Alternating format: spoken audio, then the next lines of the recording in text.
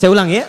Kalau lan harfun nafyin wastiqbalin, huruf yang menafikan sesuatu sampai kapanpun, istiqbal. Tapi kalau la harfun nafyin saja, tidak ada istiqbal. Kalau sekarang tidak, mungkin ke depan bisa. Jelas ya? Masih ada peluang. Kata Allah, nih perhatikan baik-baik. Ada kata namanya millah, millatahum. Millah itu sebetulnya bukan agama asalnya. Awas, tapi sistem kehidupan. Pola hidup. Sistem ekonomi, sistem politik, sistem macam-macam itu. Sistem kehidupan. Nah kata Allah, orang-orang Yahudi itu punya tipikal. Tidak akan senang sampai kapanpun orang lain berada di atasnya. Jadi kalau dalam urusan politik mesti unggul di atas. Gak boleh ada yang naik ke atas. Kalau ada yang naik, dia mesti turun.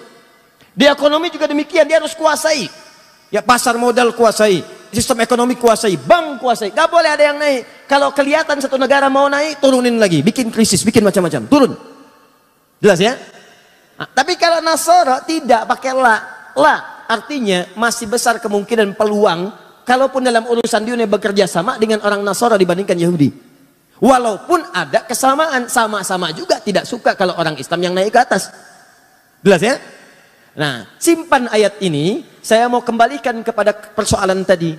Maka di masa itulah kemudian tidak senang ada Aus dan Khazraj naik ke atas. Maka apa yang terjadi? Pertama mereka bikin perjanjian. Perhatikan baik-baik nih. Ini nanti akan dibawa sampai ke Nusantara. Ayo perjanjian damai. Pangeran Diponegoro dipanggil. Begitu datang ditangkap. Nih perhatikan nih. Asalnya dari sini. Ini akar mulanya nih. Datang kemudian dituliskan perjanjian. Begitu selesai dituliskan perjanjian, kita harus bersama-sama menjaga Yathrib. Kalau ada yang nyerang, kita bela sama-sama. Kita bekerja sama dengan baik. Baru dituliskan, belum kering tinta itu. Berapa masa setelahnya, kekhawatiran di kalangan mereka semakin memuncak. Diseranglah kemudian Aus dengan Khazraj. Dari belakang. Serang, sampai mereka minta bantuan kepada klan dari Aus Khazraj yang berada di wilayah Syam, Syria dan Damaskus dan sekitarnya. Datang bantuan, dikalahkan, pukul, hancur orang Yahudi pada saat itu. Maka mereka mengajukan perdamaian. Kami damai aja, damai.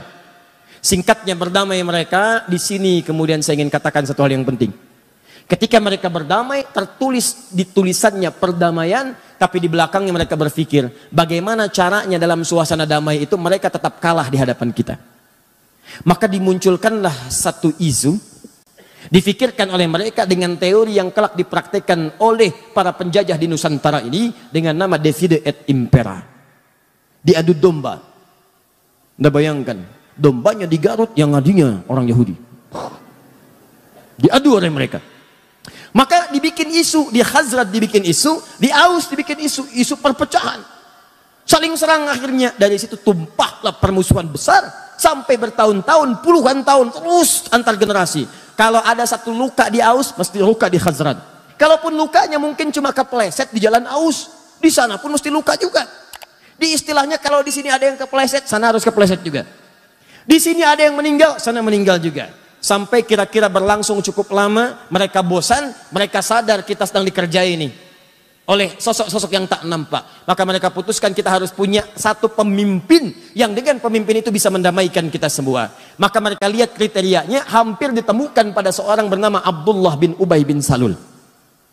Begitu mereka lihat di kriterianya ada nih, tapi takdir Allah menetapkan lain. Di tahun itu ketika mereka akan merekomendasikan Abdullah bin Ubay bin Salul, sekelompok dari mereka pergi ke Mekah untuk datang, sebagian berniaga, sebagian menunaikan haji. Bertemulah dengan sosok mulia Nabi Muhammad SAW.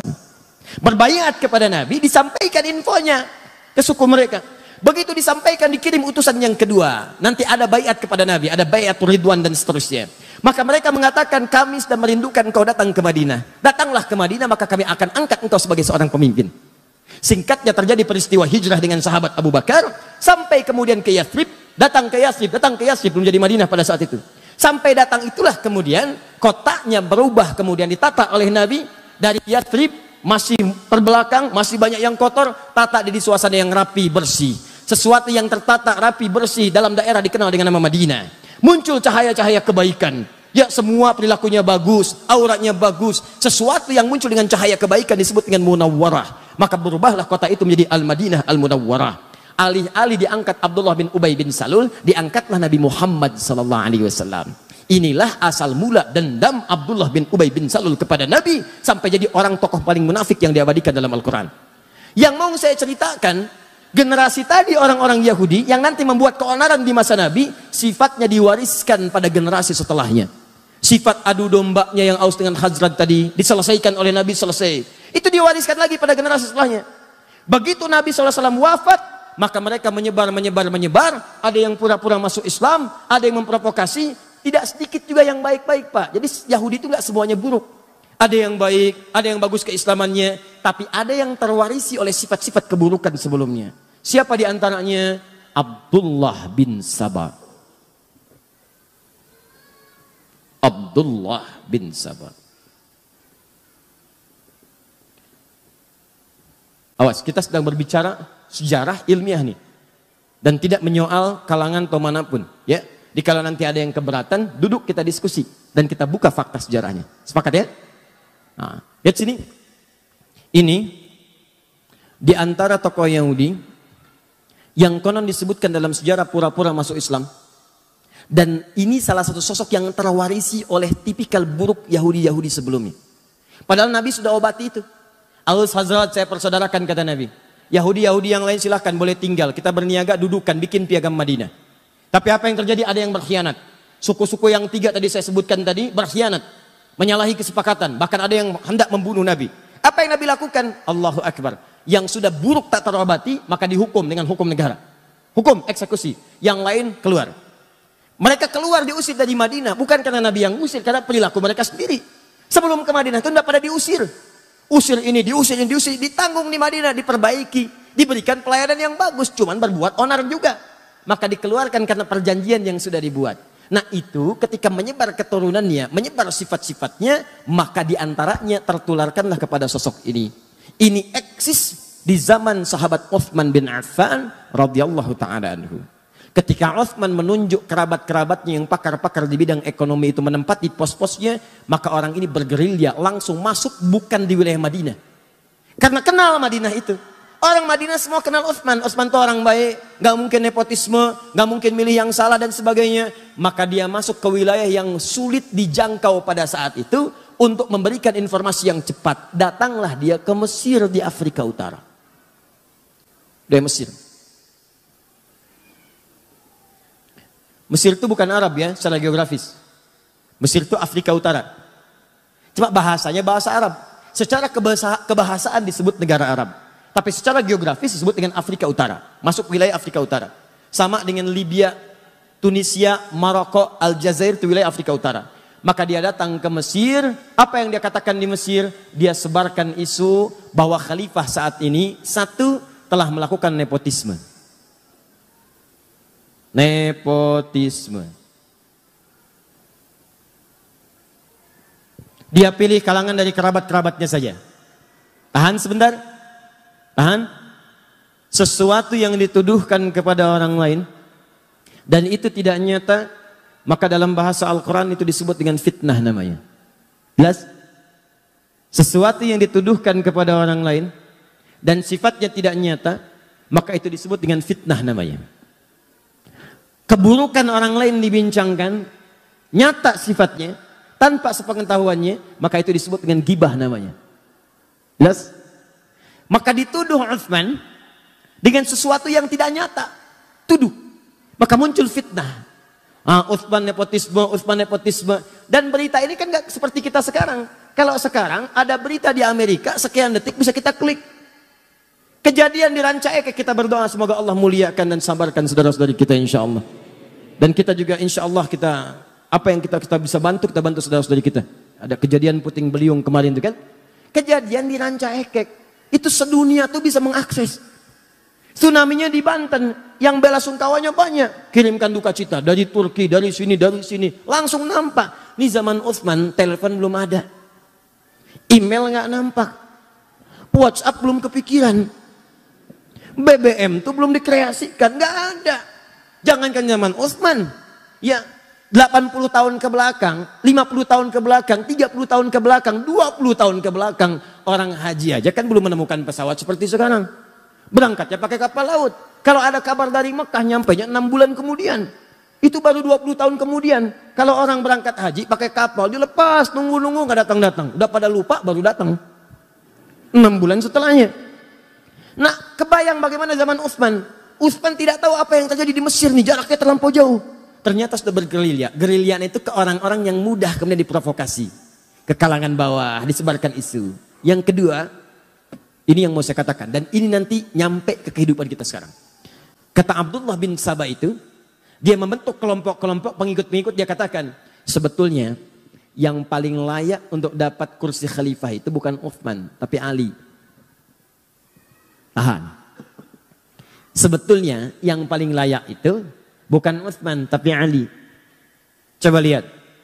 Nabi Isa saja, Nabi Isa dikatakan naik ke langit, wafat, akan turun. Apalagi Nabi Muhammad. Nabi Muhammad kan yang paling mulia.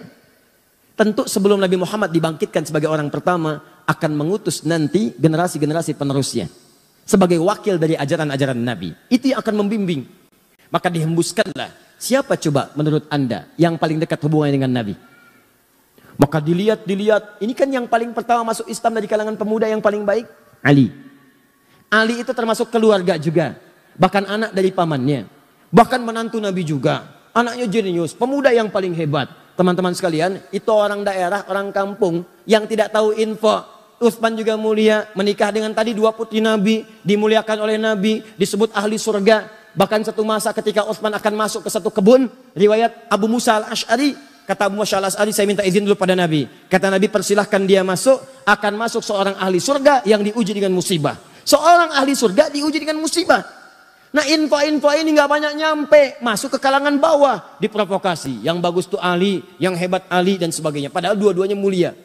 Maka orang-orang awam ini mudah kemudian disulut, masuk ke kelompok Abdullah bin Sabah, maka dikenal dengan pengikut Sabah, namanya Sabaiyah.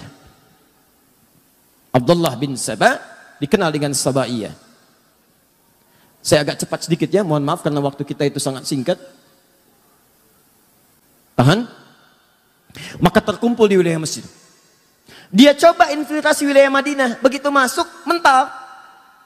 Jadi karena orang tahu Utsman tinggal di Madinah, tahu kebiasaan Utsman, jadi begitu akan menyoal Utsman, sebetulnya Utsman begini ya, jangan bicara tentang Utsman. Utsman lebih baik dari apa yang Anda katakan. Utsman kok nempatkan saudaranya di situ? Utsman itu lebih paham, karena Utsman itu pakar di bidang ekonomi, dia tempatkan mungkin salah. Mental. Dia pergi ke daerah. Setelah itu apa yang terjadi? Setelah diprovokasi masanya makin banyak, maka Abdullah bin Sabah kemudian masuk dan mengatakan pada pengikutnya di wilayah Mesir itu, datanglah kalian kemudian ke kota Madinah. Sampaikan protes kalian. Kepung tulisannya Utsman. Datangi Utsman di sana. Maka mereka bergerombolan datang ke wilayah ini, datanglah ke Madinah. Ini yang datang ini bukan cuma datang. Ada yang bawa pedang, ada yang bawa pisau, ada yang bawa pentungan besi.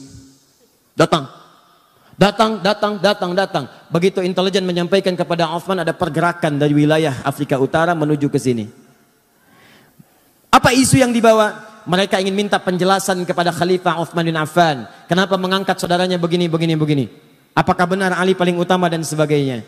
Maka Utsman karena disebutkan kemudian Ali, nepotisme dan sebagainya, Utsman perintahkan Ali, kamu kasih penjelasan. Apa kata Ali? Saya katakan dari awal, ingat kata-kata saya? Bukankah di antara yang paling jenius di antaranya Ali bin Abi Thalib? Ali mengatakan kepada Utsman kurang lebih bahasanya, ya Khalifah, akan lebih baik kalau Anda langsung yang menemui rakyat menjelaskan. Kalau saya jelaskan bisa, tapi tingkat kepuasannya berbeda.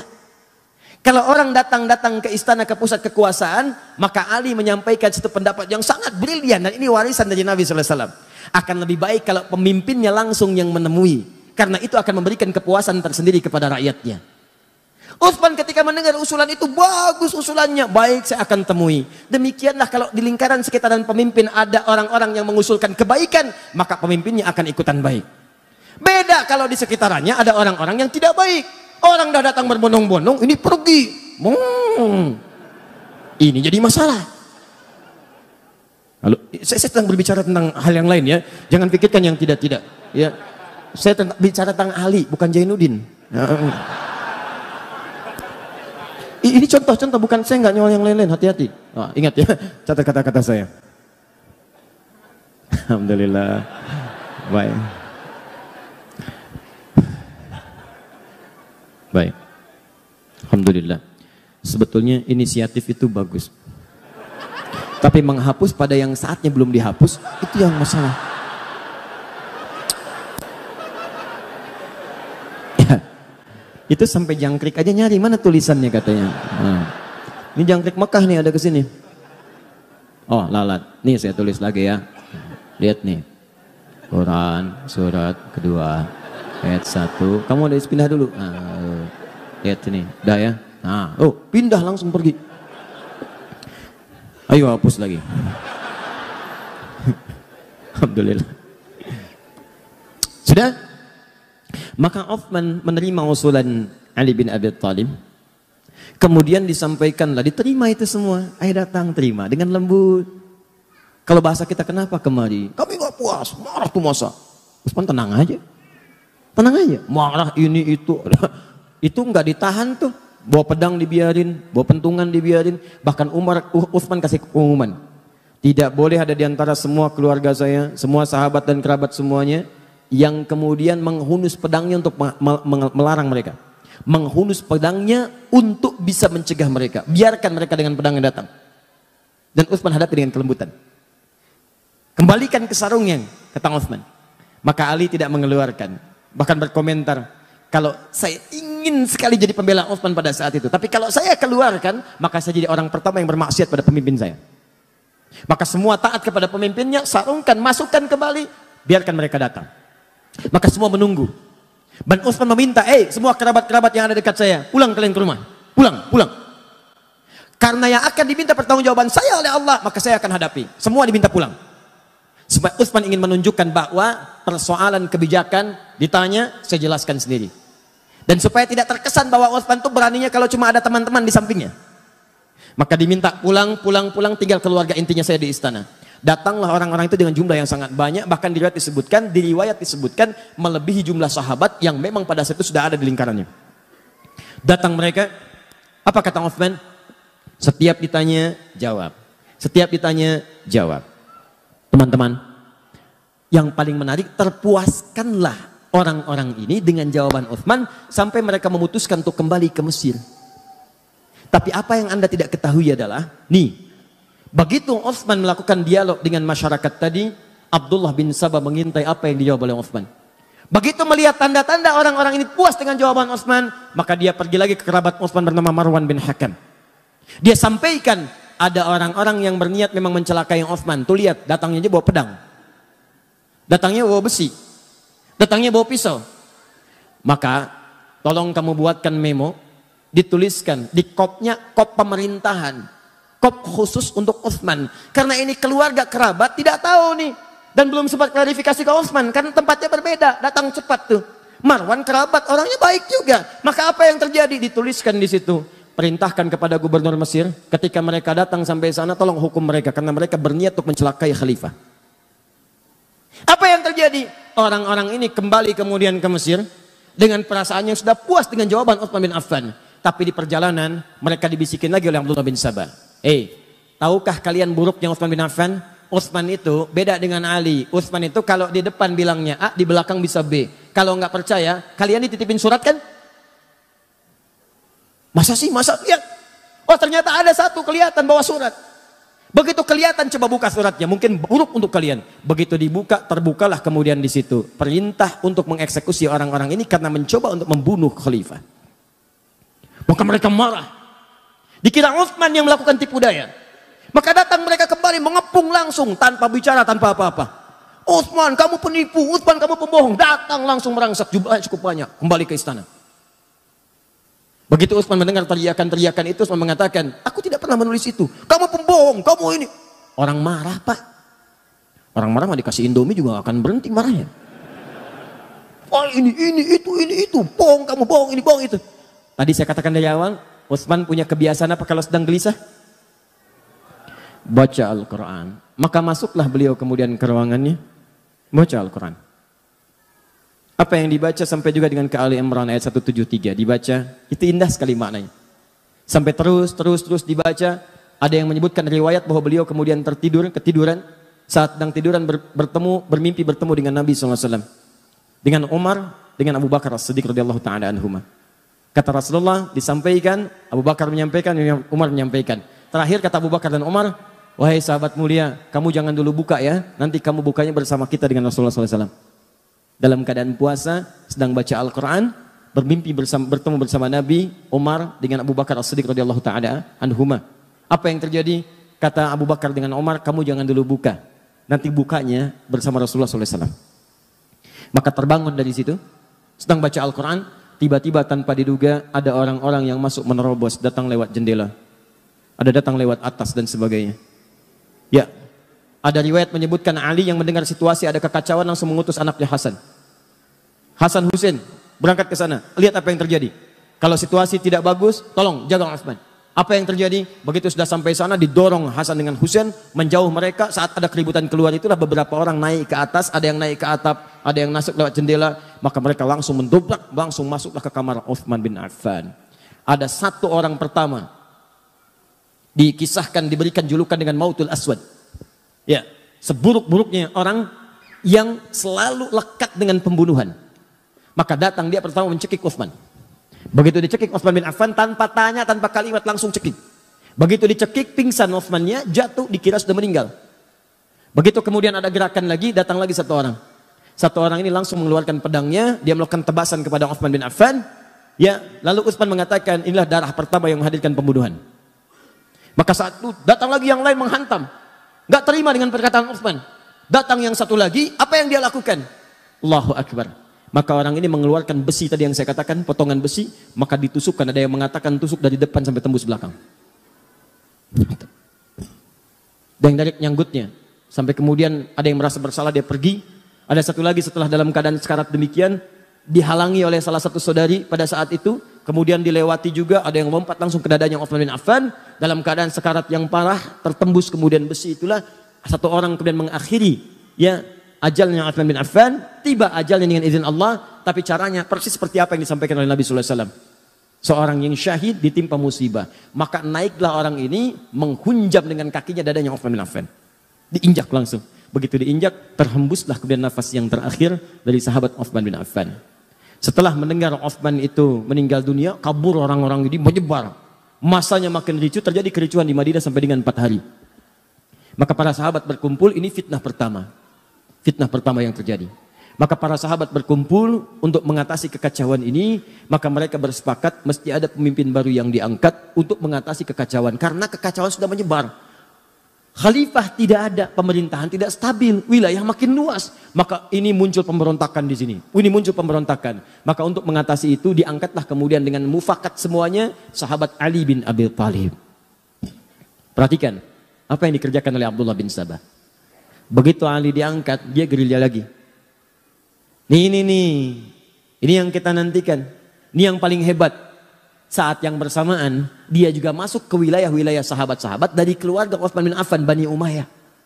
Di Bani Umayyah itu siapa saja? Banyak. Ada Muawiyah, ada Amr bin As, ada yang jadi gubernur di Damaskus di Syria. Masuk info pelan-pelan dari bawah. Kalau Ali sengaja tidak menolong Utsman supaya Utsman cepat meninggal dan digantikan oleh Ali bin Abi Thalib. Masuk fitnah lagi. Tuh lihat bagaimana hembusannya tidak berhenti sampai di situ. Begitu wafat diangkat Ali sibuk menyelesaikan pemberontakan. Padamkan ini, padamkan itu, padamkan ini. Sementara Abdullah bin Sabah melihat seperti itu, dia melihat, ini kalau begini terus peluang saya habis dengan kelompok-kelompok saya. Maka dia masuklah kemudian lewat orang-orang terdekat dari kalangan sahabat, termasuk istri Nabi SAW, Sayyidah Aisyah. Dia masuk ke Talha radhiyallahu ta'ala anhu. Dia masuk ke Zubair, itu Zubair radhiyallahu ta'ala anhu. Masuk ke wilayah sahabat. Terutama masuk ke wilayah sahabat yang dekat hubungannya dengan Utsman bin Affan, klan Utsman, sampai ke Bani Umayyah. Mereka katakan, perhatikan tuh, Ali itu memang benar-benar sibuk dengan kekuasaan sampai lupa menghukum kisos orang yang telah membunuh Utsman bin Affan. Sebetulnya masalah gampang, kalau ini dikisos selesai masalah. Tuh lihat cara berpikirnya. Padahal pemberontakan itu sudah banyak pada saat itu.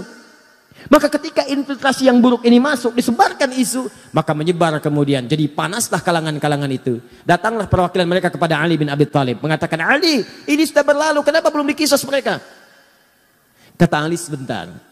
Ini kan yang datang masa. Masa ini harus diteliti satu-satu. Harus ada bukti yang jelas, berikan saya waktu. Begitu menyampaikan demikian, tidak puas semua, nggak bisa, ini nggak bisa, disulut lagi dari bawah, sampai terjadi kemudian perang Jamal, perang unta, diprovokasi, masuk kemudian ke lingkungan para sahabat yang lainnya. Ingat teman-teman sekalian, para sahabat itu mulia, udul. Jangan katakan apakah para sahabat mudah terprovokasi, bukan.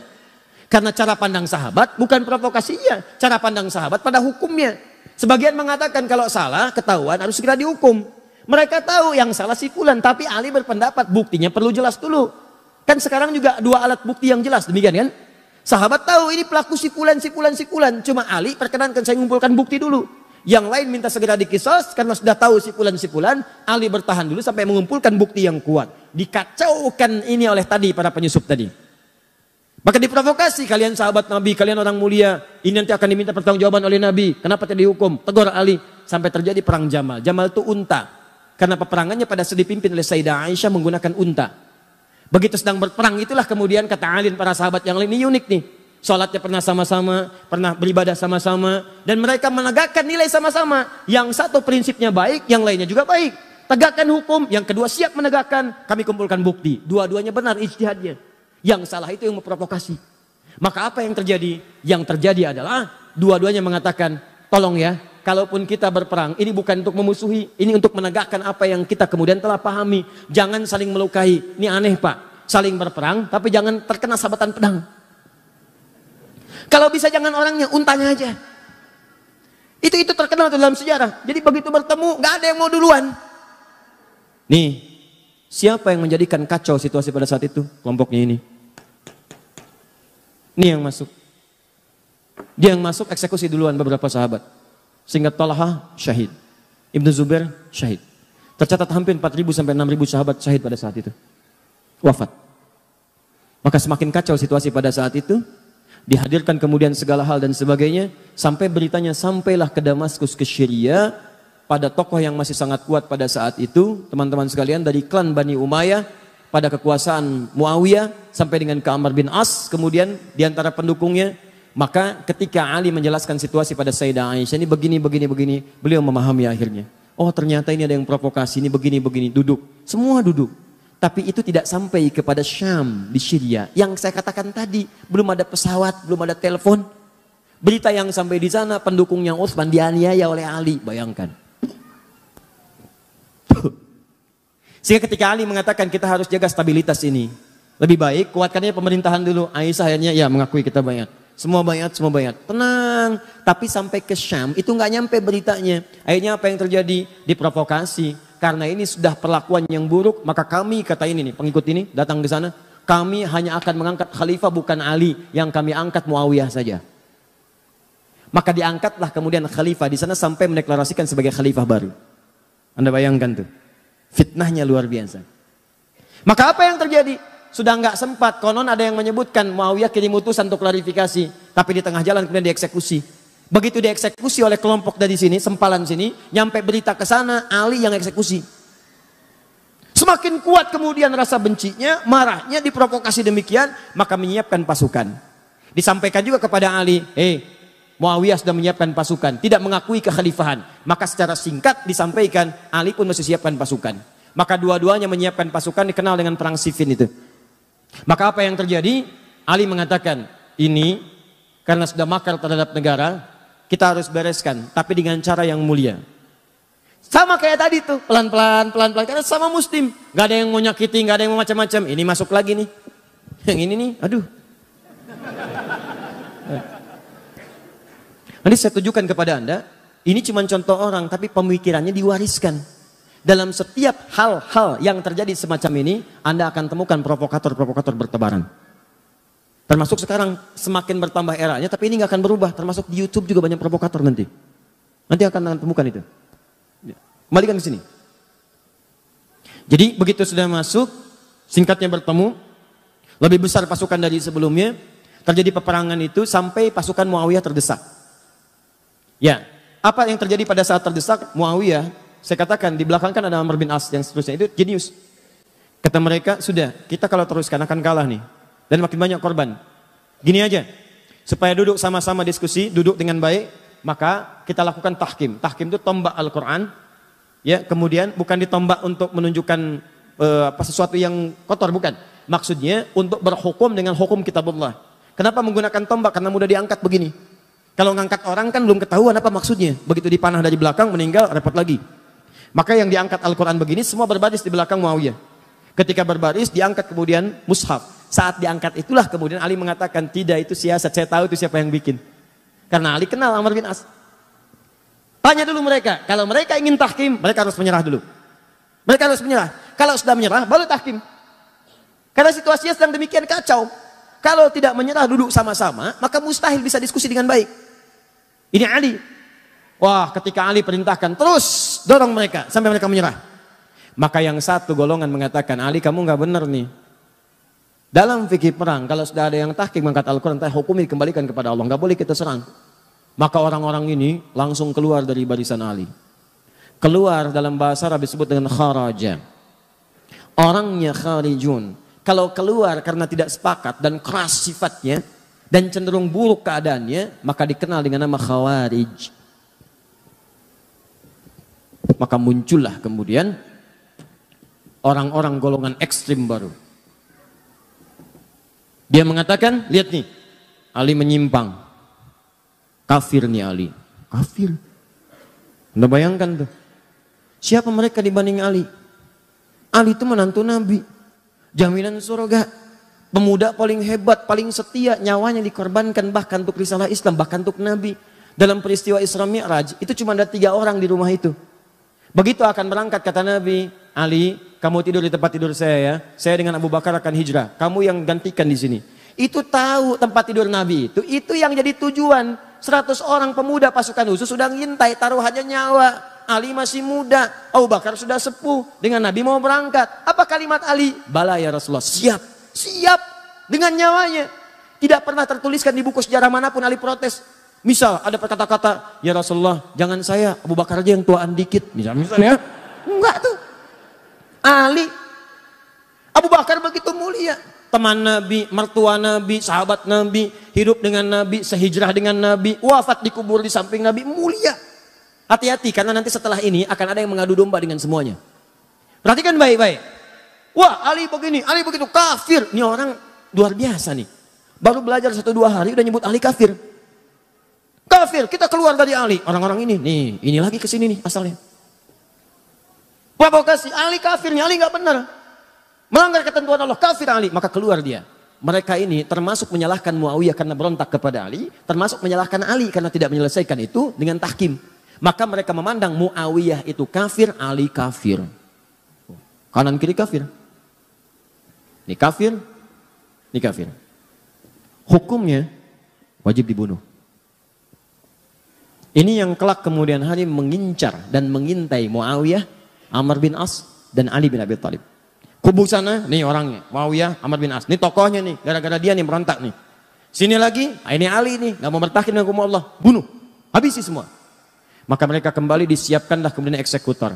Dilihat di mana Muawiyah, di mana Amr bin As, di mana Ali. Maka disiap-siapkan pada satu subuh, direncanakan pembunuhan. Cuma takdir berkata lain. Ali datang ke masjid untuk menunaikan salat. Muawiyah konon diriwayatkan sedang sakit tidak bisa berangkat.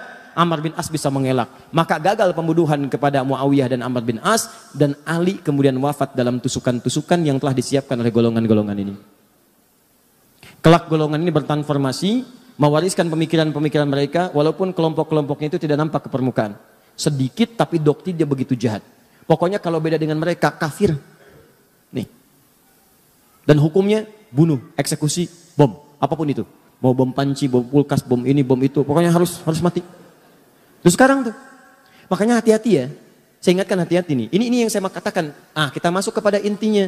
Ini termasuk tantangan dakwah di masa kini. Kalau Anda ikut pengajian, ikut taklim, dikit-dikit orang lain kafir. Dikit-dikit orang lain kafir. Wajib hukumnya dibunuh. Orang tua sendiri kafir. Wajib hukumnya disembelih. Tolong mikir dulu. Pikirkan dulu. Itu orang tua melahirkan antum. Mohon maaf ya, mohon maaf. Quran aja mengatakan, ini Al-Quran loh. Quran surah 31 ayat ke-15. Sekalipun antum ada yang masuk Islam, orang tuanya belum muslim. Antum duluan muslim misal. Itu tidak boleh Anda menyakiti orang tua dalam urusan dunia. Dalam urusan akhirat silahkan beda-beda. Kalau diajak boleh nolak. Tapi dalam urusan dunia jangan sekali-kali Anda menyakitinya. Apa kata Allah? Fa in jahadaka 'ala an tusyrika bi ma laysa laka bihi 'ilmun fala tuti'huma. Kalau ada orang tua masih non muslim mengajak kepada perbuatan syirik, ngajak kamu ibadah lagi seperti mereka, kamu tolaklah dengan cara yang lembut. Jangan ditaati. Lihat. Wasahibhuma fid dunya ma'rufa. Tapi selama kamu hidup di dunia, maka perlakukan mereka dengan perlakuan yang indah. Kalau punya gaji lebih, berikan hadiah. Kalau punya makanan, bagi. Kalau punya rezeki melimpah, bagi. Dan saat itulah doakan kepada Allah supaya mereka mendapat hidayah. Tiba-tiba datang golongan ini mengatakan, kamu muslim ya? Muslim. Orang tua kamu kafir tuh, bunuh. Ini yang bahaya. Halal darahnya, tumpahkan darahnya. Ada orang pengen minta pendapat ke pemimpin, datang ke istana. Tumpahkan darahnya. Anda siapa? Nah ini kayak gini nih, tembak, bom, ini, semua.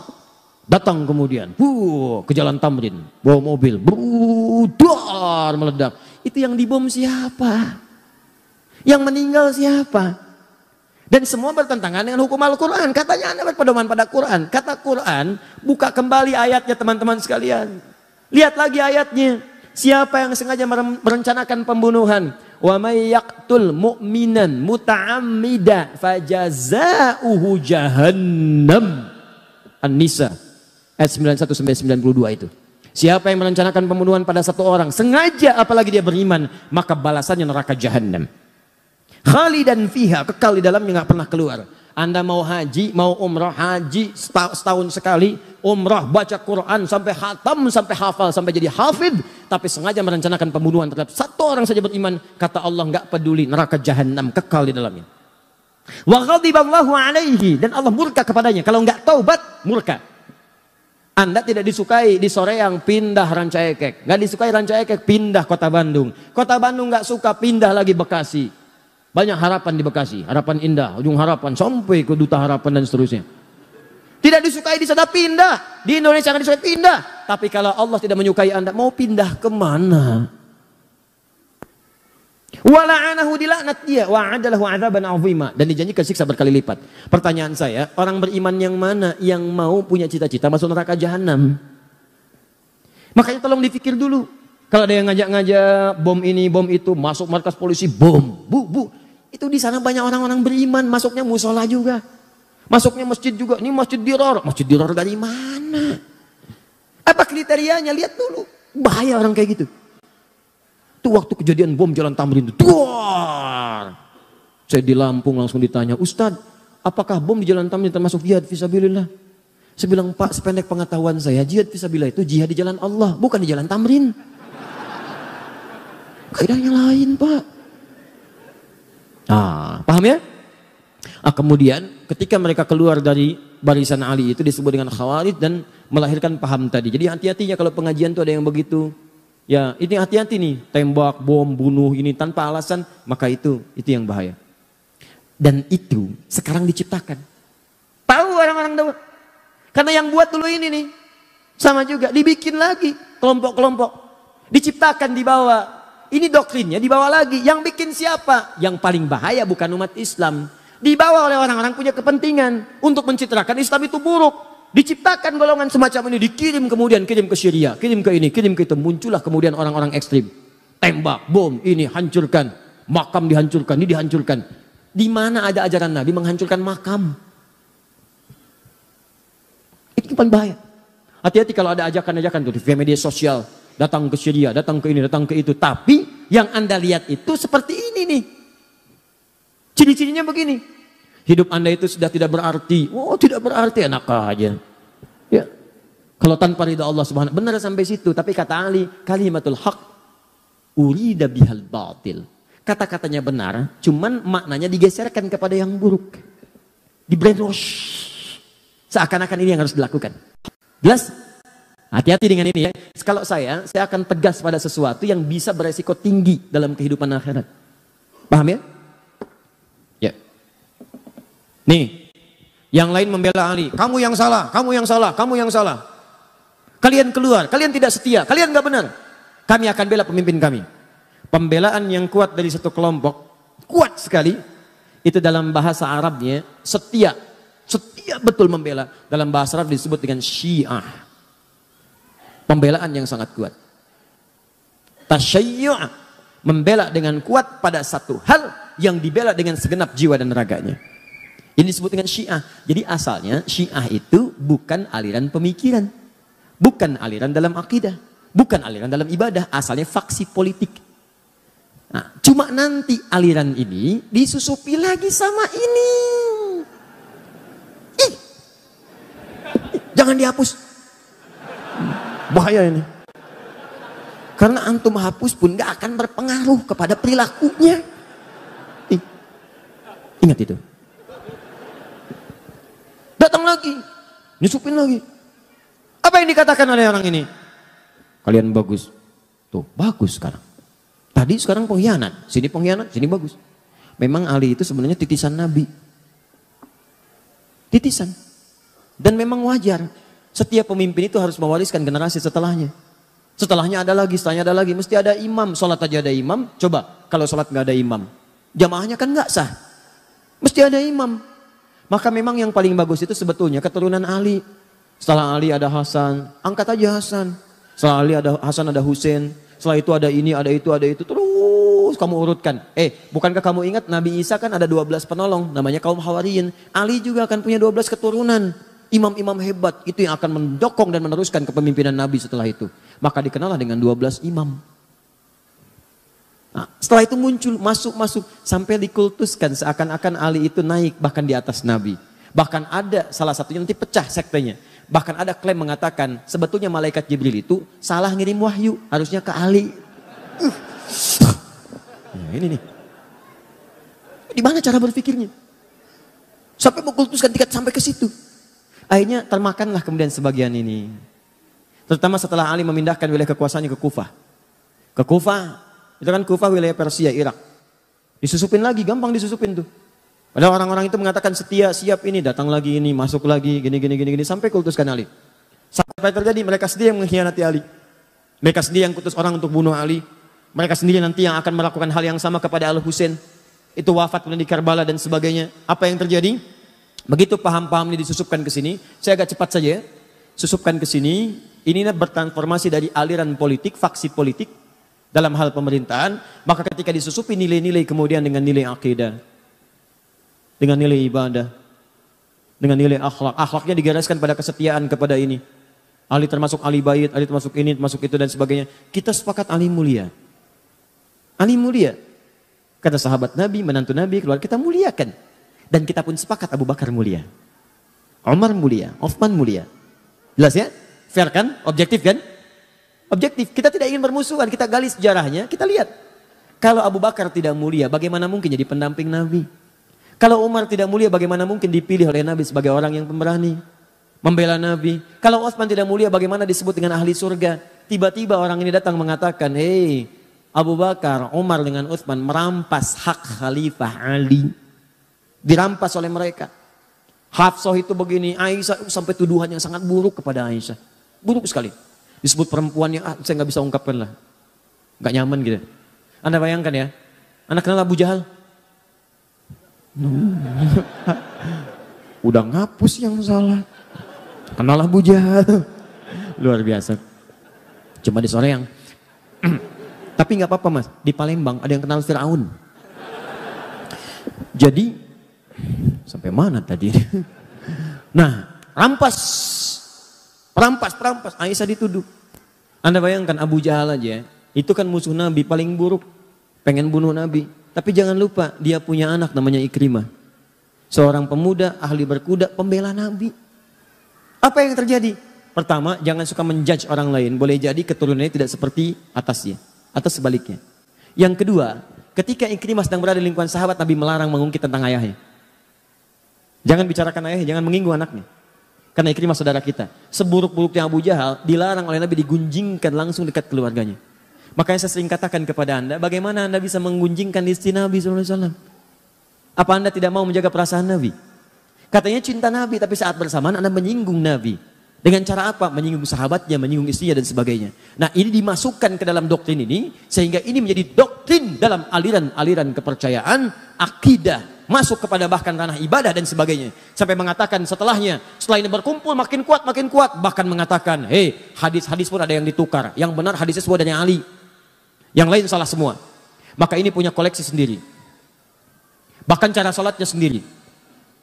Bahkan keyakinannya beda sendiri. Mesti ada imam, mesti ada ini, mesti ada itu. Kalau tak taat pada imam maka dari segi keimanannya kurang. Mesti taat. Rukun Islamnya Islam. Rukun imannya iman. Tapi jumlahnya beda. Karena nanti ada kepatuhan iman pada imamah, pada imam. Dan imam itu sifatnya maksum. Ini berbahaya lagi karena yang maksum cuma Nabi. Ini maksum itu dijaga dari salah. Cuma Nabi dan Rasul. Manusia lain tidak ada. Maka ini masuk doktrinnya, imamnya maksum. Ya, bukan namanya maksum, bukan. Sifatnya katanya maksum. Sebutkan tuh 2, 3. Maka ini menyebar. Terus sampai Ali wafat pun menyebar juga. Terus sampai kekinian. Bertransformasi, sampai keluar fatwa-fatwa ulama, sampai ngasih pertimbangan. Tapi juga mengajak kita dengan cara yang lembut. Karena memang ada orang yang sudah nggak paham dari kecilnya udah begitu. Dari lahir udah diajak begitu. Maka pada yang seperti ini jangan keras juga. Termasuk misalnya ada yang Ahmadiyah, ada yang macam-macam. Ada yang dari lahir sudah di-Ahmadiyahkan. Dan dia nggak ngerti kecuali itu yang benar. Maka caranya doakan oleh kita. Dakwahi, ajak dialog. Ya kalau berbuat kasar, maka hukum berlaku di situ. Ya ada perlindungan kebaikan. Tapi kalau tidak, dakwahi dengan cara yang benar. Makanya baca buku, baca sejarah. Kalau ada yang begini-begini kita bisa jawab. Yang benar itu sebetulnya Ali. Betul Ali itu benar. Abu Bakar pun benar. Tapi Ali merampas loh. Betul. Merampas dari siapa? Merampas dari orang yang salah. Yang salah siapa tuh? Pemberontak Utsman. Kok kamu jawab begitu? Nih referensinya. Ini karangan ini, karangan ini. Sudah selesai. Beres. Jelas. Maka keluarlah fatwa sampai dengan Syekh Muhammad Hashim bin Asy'ari. Pendiri Jam'iyah Nahdlatul Ulama. 31 Januari tahun 1926. Beliau menulis satu kitab di antara 19 kitab. Namanya Risalah Ahlus Sunnah wal Jamaah. Di halaman ke-10 beliau menyebutkan tentang ini. Syiah. Kata beliau di halaman 9-nya, Faslun fi dhuhuril bid'ah fi ardi Jawa. Pasal tentang awal munculnya bid'ah di tanah Jawa. Bid'ah di sini bukan fikih, bid'ah tentang akidah. Firqah namanya. Kalau fikih madhab, kalau akidah firqah. Akidah itu udah ke aspek keyakinan. Kalau fikih tata cara ibadah. Maka kata beliau, sejak tahun 1330 Hijrah, sebelum itu semuanya udah jelas. Madhabnya Ahlus Sunnah wal Jamaah.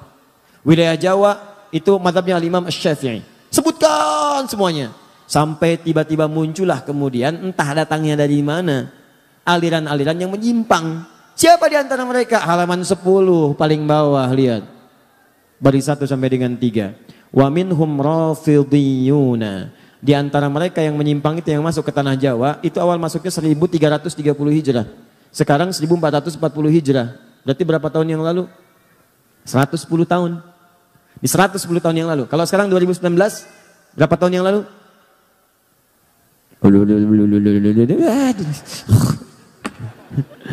Ya pokoknya 110 tahun yang lalu. Ya, baik, datang ke tanah Jawa. Apa yang dilakukan? Rafidhiyun. Rafidhi itu menunjuk kepada orangnya. Rafid. Sifat yang disebut Rafidah. Apa Rafid itu? Menolak dengan cara yang kasar. Ya, radda menolak. Tapi menolak dengan cara yang kasar, rafadha. Minum mas. Terima kasih. Itu lembut. Ini minum mas. Non sianawan aing. Oh, luar biasa. Siawani ka aing, siawani aing sieun. Oh, pokoknya. Oh, itu rafadha namanya. Itu mas. Oh, begitu ditolak orangnya namanya Rafid. Jamaknya Rafidhiyun. Kenapa disebut dengan Rafidhiyun? Karena mereka menolak keabsahan Khalifah Abu Bakar, Umar dengan Utsman. Tolak oleh mereka, enggak benar. Karena mereka menolak semua riwayat yang datang dari klan-klan ini. Hadisnya salah, ininya salah, keyakinannya salah. Mereka punya klan sendiri. Maka kata Syekh Hashim, lihat, yasubbuna sayyidana Abu Bakrin radhiyallahu ta'ala anhu wa Umar bin Khattab radhiyallahu ta'ala anhu. Mereka kerjaannya seringkali mencela Abu Bakar dan Umar khususnya. Cela habis. Cela, semua yang salah.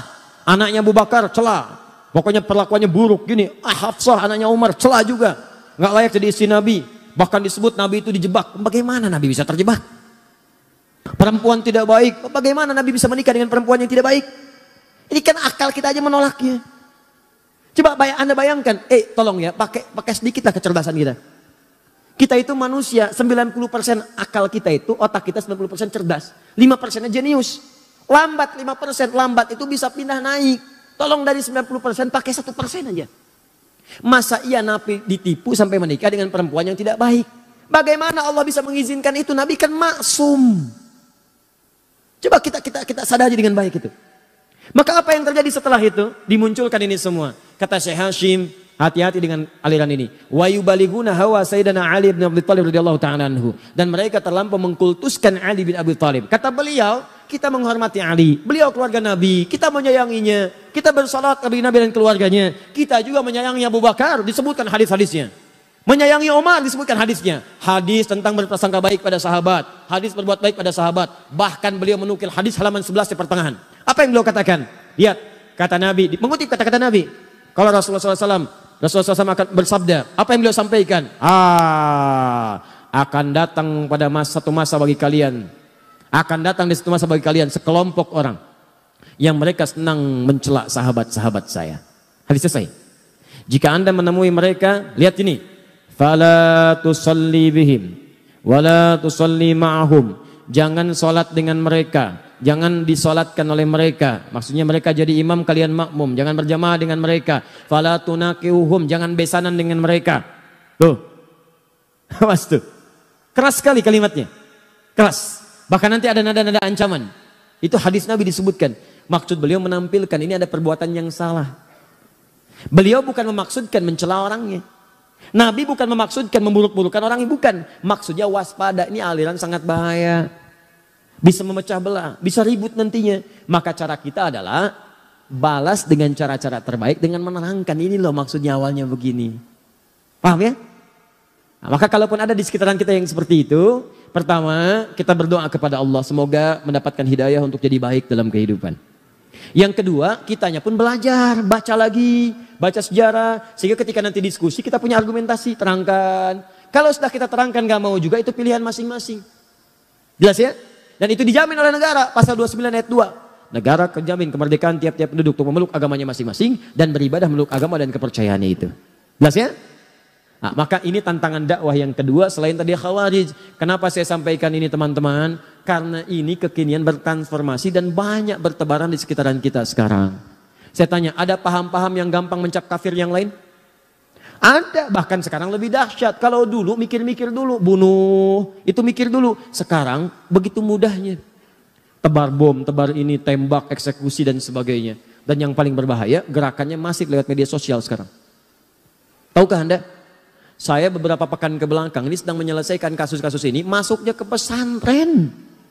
Anak-anak pesantren. Bahkan sempat saya duduk satu ruangan, kumpul anak pesantren. Pertanyaannya udah ada list mereka, hampir semua sama begitu. Ya, ini disebutkan, ini zalim, ini zalim, ini zalim. Berlaku hukum mati, berlaku, ya Allah. Saya lihat pelan-pelan, dari mana taunya? Dari Quran sini, Quran surat berapa? Ayat berapa? Nah, ayat sebelum itu apa? Ayat setelah itu apa? Riwayat dari siapa? Saya tuliskan. Kamu ini hafal Quran juga tidak, bacakan nggak mampu, bisa menyimpulkan hukum, tahu dari mana? Saya terangkan nih, Qurannya nih, ini ayatnya begini, buka mushafnya, lihat mushafnya halaman sekian, paling kanan sebelah bawah, lihat sini nih, sebelumnya ini, kaitannya dengan ayat yang ini, kaitan sebelumnya ayat yang ini, untuk menafsirkan ada namanya siyak, ada lihak, ada sibak. Ustaz apa itu lihak? Lihak itu bukan saudara kamu, lihak itu ini nih, siyak itu ini, terangkan. Setelah itu baru, oh bukan oh, sawah itu. Perbaiki begini. Wah, pelan-pelan berubah. Paham ya? Baik. Sama juga teman-teman sekalian dengan yang kedua ini juga waspada. Ini tidak disukai. Dan yang paling bahaya dari semua itu adalah awal mulanya muncul dari provokasi. Provokator itu termasuk kalangan orang-orang munafik itu yang langsung diisyaratkan oleh Al-Quran. Yang paling dahsyat tidak disebutkan nama-namanya. Dalam kaidah tafsir disebutkan kalau ada informasi tidak disebutkan nama, tokoh, tempat dan kejadiannya, ini menunjukkan kejadian itu akan berlangsung kembali di masa depan dengan tokoh-tokoh yang berbeda. Tantangan dakwah sekarang bukan muncul pada kelompok-kelompok ini semata, nama-nama dan sebagainya. Karena kita sudah paham dari sejarah. Yang paling bahaya itu adalah provokasinya menyebar ke lingkungan dakwah.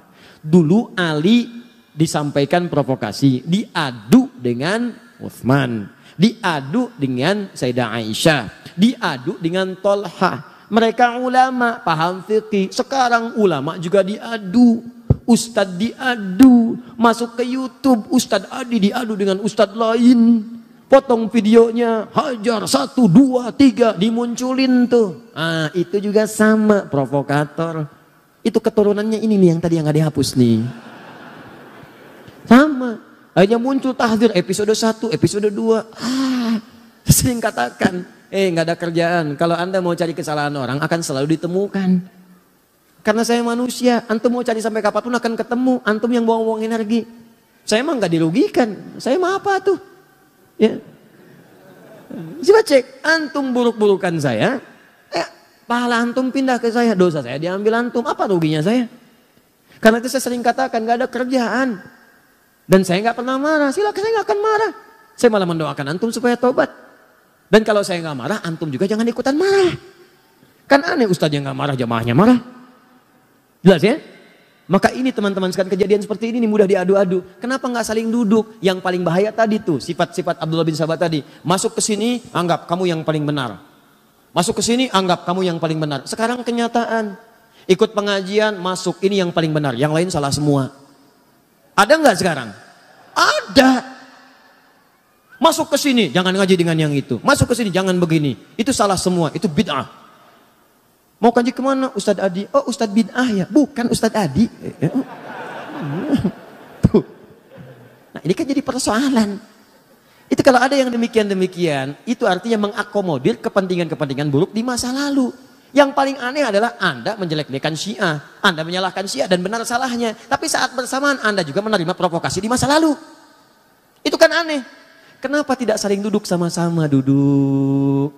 Apa masalahnya? Kunut itu bid'ah. Oh baik, pendapat Anda kunut itu bid'ah. Yang ini kunut itu boleh. Yuk kita temukan apa dalilnya yang bid'ah. Ini. Baik, yang ini juga punya dalil. Ini dalilnya kuat, ini juga kuat. Yuk kita buka kaidah fikihnya. Kalau sama-sama ada dalil, ini sama, telusuri. Kenapa yang ini tidak kunut, asal mulanya apa? Oh ini penyebabnya. Kenapa yang ini kunut? Oh ini penyebabnya. Ternyata dua-duanya punya pandangan dalil-dalil yang sama, cuma cara menyikapinya berbeda. Maka ini yang disebut dengan tanawu namanya. Silahkan kerjakan. Yang ini benar, yang salah yang tidak sholat subuh. Yang repot kan begini, bid'ah. Pokoknya yang kunut semua bid'ah. Gak bisa. Bid'ah itu dolalah. Oh itu neraka. Benar. Apa Anda mau mengatakan Ibnu Umar ke neraka? Apa Anda mau mengatakan Al-Hasan ke neraka? Apa Anda mau mengatakan Imam Syafi'i ke neraka? Anda siapa Ferguson? Enak aja. Kita lihat dulu. Ini kan agak aneh. Akhirnya apa yang terjadi? Masjidnya kosong. Kok bisa komplek di sini gara-gara paham tidak kunut? Masjidnya kunut. Keluar dari komplek semua subuhan. Pindah ke tempat lain. Siapa yang memakmurkan di sini? Kalau ada yang kotor di lantai, jangan ditinggalkan rumahnya, sapu kotorannya.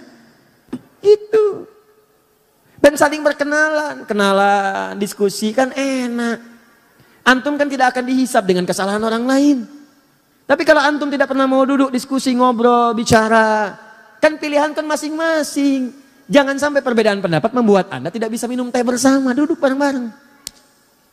Ngopi, bagi yang ngopi. Duduk bicara, ta'aruf, kenalan dengan yang lainnya. Kan prinsipnya jelas, tak kenal maka tak. Bukan tak sayang ta'aruf bu. Ta'aruf, ibu kenal suami tetangga tidak harus sayang. Masa kenal suami tetangga, kenal dan langsung sayang. Tak kenal maka ta'aruf.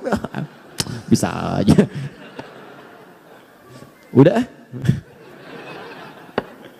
Jelas ya? Nah saya tanya. Fitnah ini dahsyat tidak? Dahsyat. Pengaruhnya terasa sampai sekarang? Sesuatu yang dahsyat terasa besar sampai juga tantangannya terus sampai kemana-mana akhirnya. Kemana-mana. Itu dalam bahasa Arab disebut dengan kubra namanya. Kubra. Maka muncul istilah fitnah kubra. Fitnah itu akhirnya menyebar kemana-mana lewat persoalan yang berbeda-beda. Akhirnya dengan tujuan yang sama mengarahkan keburukan pada kehidupan berkeprimanusiaan. Akhirnya saya menyarankan kepada semuanya hati-hati dengan indikasi-indikasi keburukan. Tapi kalau tidak sepakat, duduk dialogkan. Kecuali kalau tindakan sudah anarkis. Anarkis balas lagi dengan pembelaan-pembelaan yang benar yang dibenarkan oleh hukum. Jelas ya? Dan juga bagi siapapun termasuk pemirsa dimanapun Anda yang berada, jika tidak sepakat dengan bahasan ini, mari kita duduk diskusi secara ilmiah. Ya, Anda punya referensi, kami punya referensi. Kalau referensi kami salah, jangan pernah merasa ingin membela kesalahan. Akui, oh ini keliru, yang benar ini. Kalau Anda benar, maka kita ikuti. Kalau saya benar, Anda salah, saya tidak paksa Anda mengikuti saya. Fair kan? Objektif ya? Nah, itu baru kita nyaman dalam belajar. Maka itulah inti materi kita pada hari ini. Nanti ada yang lain lagi. Apa yang lain lagi? Dahsyat dan sekarang terjadi. Dan kreativitasnya tinggi sampai masuk ke televisi. Dan itu diungkap oleh Syekh Hashim dalam kitabnya Risalah Ahlussunnah wal Jamaah. Yang paling bahaya, itu bisa menggugurkan amalan-amalan Anda sebelumnya. Bahkan bisa memasukkan Anda ke neraka. Dan dahsyat itu terjadi kekinian.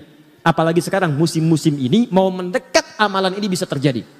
Nah sekarang apakah amalan ini teman-teman sekalian? Itu yang akan kita bahas bulan depan nanti. Ya, sekalian saya bawa kitabnya sekalian saya tunjukkan. Ini. Wah pokoknya luar biasa lah Pak. Kalau dulu itu cuma sekedar datang. Kalau sekarang tampilannya lain. Pakaiannya kayak ustadz, ininya begini, bahkan ada di TV, ada macam-macam. Anda mesti hati-hati, karena itu bisa menjerumuskan, kata beliau ini sangat bahaya. Bahkan ada yang bisa menjerumuskan ke neraka. Nah, apa amalannya? Bulan depan. Ya. Sekiranya itu ya, sudah jam 10, kita istirahat dulu, dan kita pahami dengan baik itu diamalkan. Insya Allah jam 12, saya ada di Al-Murabbi. Sekalian saya menulis buku baru, itu dibahas nanti malam. Nanti malam di Istiqomah kalau saya tidak keliru. Itu bahagia dalam naungan Al-Quran dan Sunnah. Yang siang di Al-Murabbi kita akan bahas nih. Amalannya ringkas. Tapi pahalanya begitu melimpah. Kalau Anda kerjakan amalan itu, dosa-dosa Anda seketika akan gugur dan pahala Anda naik. Kalau Anda meninggal pada saat itu, insya Allah statusnya juga syahid. Apakah amalan itu? Nanti siang. Subhanakallahumma bihamdika asyhadu an la ilaha illa anta astaghfiruka wa atubu ilaik. Wa akhiru da'wana alhamdulillahi rabbil alamin. Al'afu minkum.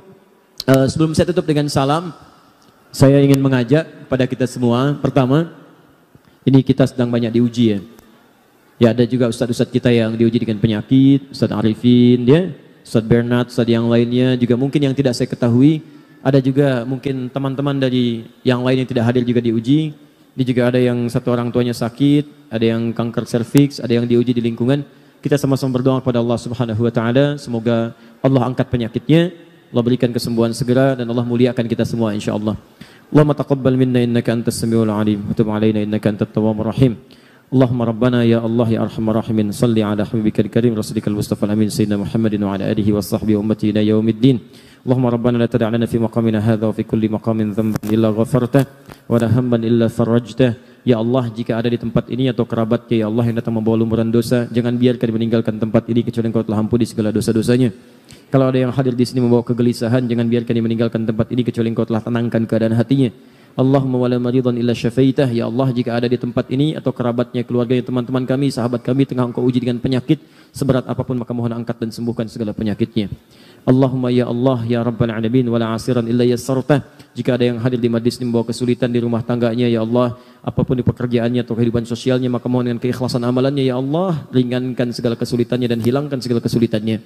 Allahumma taqabbal minna innaka antas samiul alim wa tub alaina innaka at-tawwabur rahim. Allahumma ikfina ya Allah bi halalika wa haramik, ikfina ya Allah bi ta'atika wa ma'siyatik, ikfina ya Allah bi fadlika amman siwak. Ya Allah, mohon cukupkan kami dengan yang halal daripada yang haram. Cukupkan kami agar bisa berbuat taat dan menjauhi maksiat, dan cukupkan kami mengharap keutamaan darimu saja daripada yang lainnya. Allahumma rabbana atina fid dunya hasanah fil akhirati hasanah wa qina adzabannar. Bifadlika subhana rabbika rabbil izzati amma yasifun wa salamun alal mursalin. Subhanakallahumma bihamdika asyhadu an la ilaha illa anta astaghfiruka wa atubu ilaik. Wa akhiru da'wana alhamdulillahi rabbil alamin. Assalamualaikum warahmatullahi wabarakatuh.